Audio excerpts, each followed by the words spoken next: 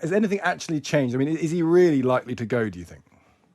Well, I think the only reason he hasn't been removed from the post is because Boris Johnson has held off repeatedly from doing his reshuffle, which we now hear won't be carried out, and probably till January at the earliest.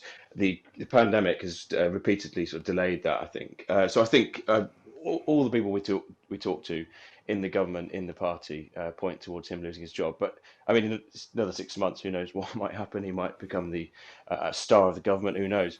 But everyone is sort of pointing to. I mean, his allies themselves sort of point out that he's outlasted the average lifespan of an education secretary in the last 10 years, which is only 2 years. So he's been in the post 2 years and 1 month. So he's beaten that milestone. So they might actually just want to keep absorbing the mess for a little bit longer, and then at some point have a new start, because he's already, if he's damaged, he's as damaged as he's going to be. He's had a very difficult job to do, in fairness to him. Managing education during a pandemic is probably one of the hardest things to do. His critics would say he's done it very poorly. They'd point to the mess of last year's exams. They'll point to the open shut type relationship with schools.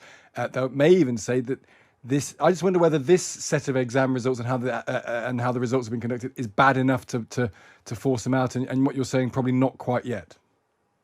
No, I think these exam results won't be sort of a nail in the coffin for him.